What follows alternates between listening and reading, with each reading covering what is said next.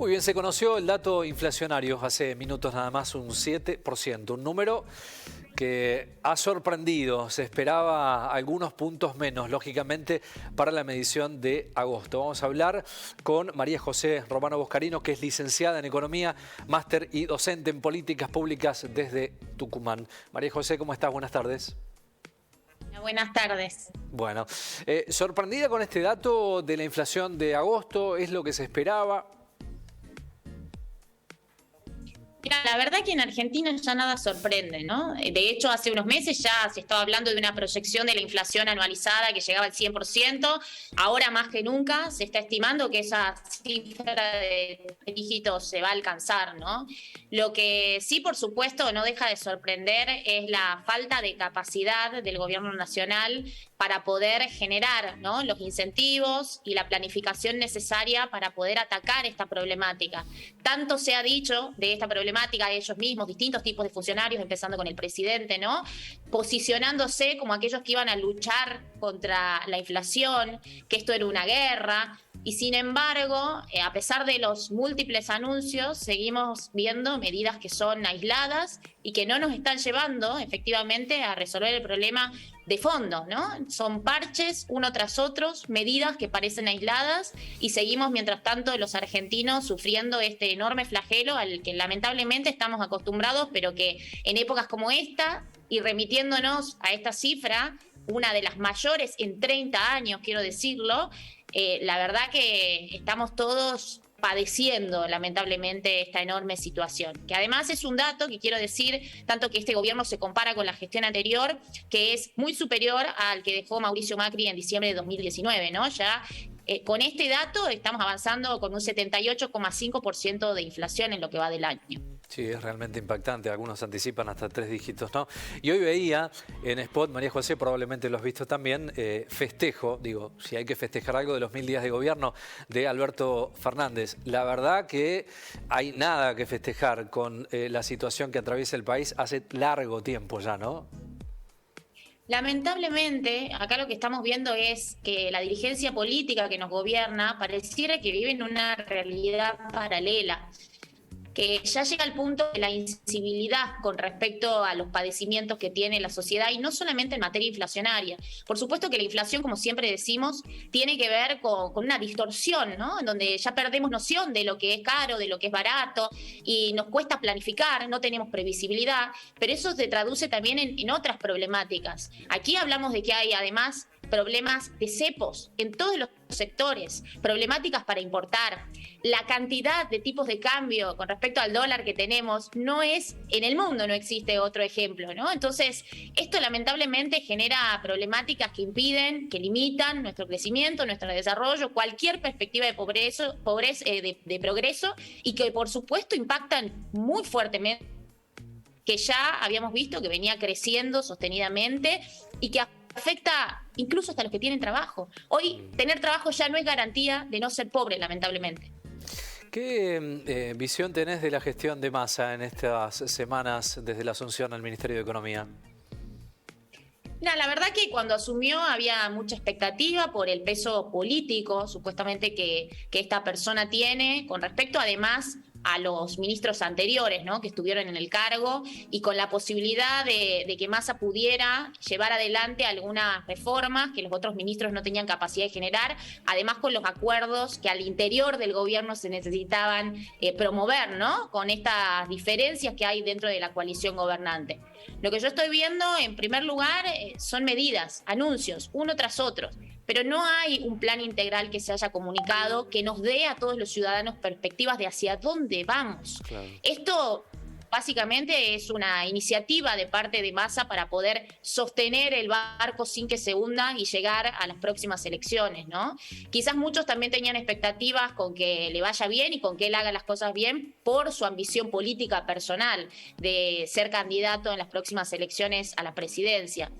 A mí me entusiasmaba particularmente la incorporación de Rubinstein porque tiene una mirada de la economía muy distinta, pero lo que estamos viendo lamentablemente son parches, son medidas transitorias o anuncios que todavía estamos esperando que se hagan efectivos, como por ejemplo todo lo que tiene que ver con la reforma de los planes sociales, ¿no? Estas auditorías que dijeron que iban a hacer para empezar a proyectar cómo se va a implementar, siguen en curso. ¿Y cuánto tiempo más va a llevar? Digo, ¿cuánto tiempo tiene que aguantar la sociedad esta situación de un gasto público desmedido que en definitiva termina siendo el flagelo que a todos nos complica la vida y sobre todo a los emprendedores, a los empresarios, a ese sector privado que tanto necesita llevar adelante este país para lograr empleo y crecimiento, ¿no? Acá seguimos teniendo una carga impositiva monstruosa, seguimos teniendo tratamientos diferenciales a determinados sectores productivos, lo que pone en valor el lobby que tiene cada sector para conseguir los beneficios que necesita. Es decir, no hay una mirada transversal respecto a la macroeconomía y a la estabilidad económica que necesitamos generar. Bueno, ayer casualmente editorializamos sobre el tema del dólar soja, ¿no? Porque también hemos entrevistado a productores de otros lugares del país, de otras provincias, pidiendo otro tipo de dólar para la producción que realizan, ¿no? En esto de parches y curitas en forma cotidiana, es difícil salir de una situación tan compleja como la que vivimos con medidas de esta manera tan cortoplacistas, ¿no?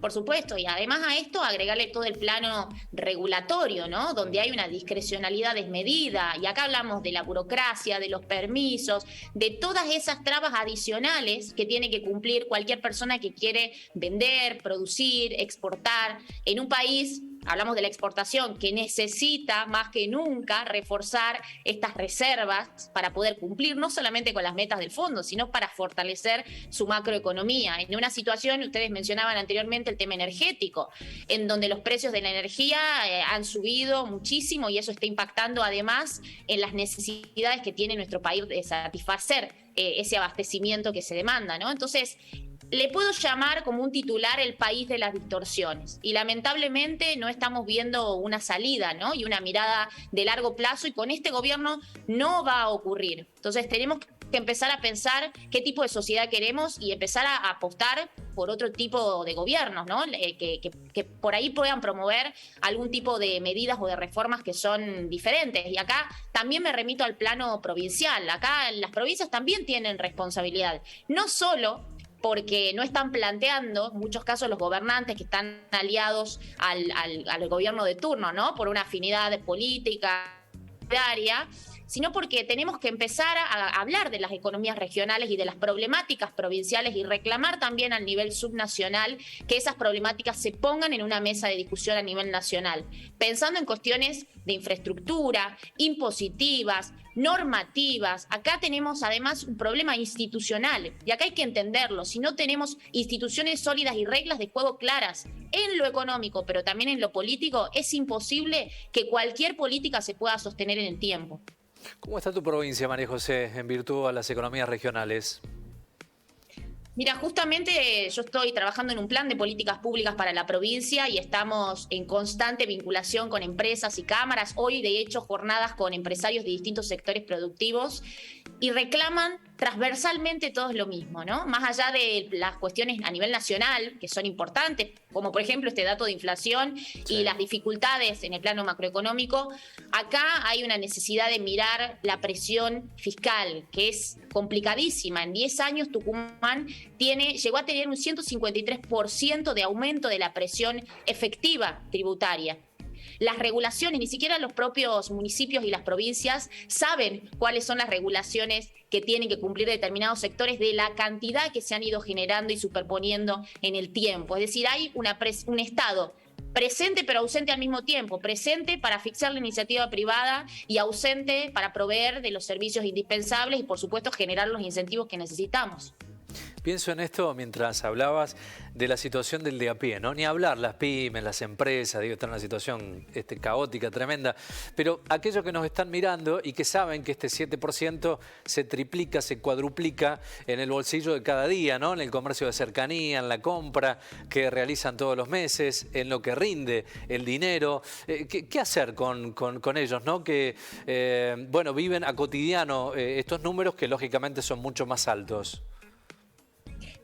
Mira, lamentablemente es lo que yo te digo, la dirigencia política ha perdido la empatía y la sensibilidad social, además de la responsabilidad política, ¿no? Para representar a aquellos que le dieron a través del voto la responsabilidad de cumplir esa función. Creo que estamos trabajando, por ejemplo, desde la sociedad civil para buscar esas soluciones. Hoy la sociedad civil tiene que exigir, tiene que demandar, tiene que tomar postura con respecto a estos problemas, porque muchas veces la persona de a pie, independientemente del rol que cumple en la sociedad, decide el silencio, ¿no? Decide callarse porque, bueno, si total, esto no va a cambiar. La verdad que estamos tocando otra vez un punto de inflexión en esta situación y creo que el compromiso ciudadano y la voz ciudadana es fundamental para tratar de posicionarnos, ¿no? De tomar postura y de exigir lo que corresponde, que es ni más ni menos que lograr cierta estabilidad, ¿no? Y que lograr ciertas transformaciones, porque la política tiene que escuchar, tiene que entender y tiene que empezar a tomarse seriamente estos problemas que nos están afectando tan seriamente. María José, gracias como siempre por el tiempo y la predisposición. Ha sido muy amable, ¿eh? No, por favor, gracias a ustedes. Buena semana.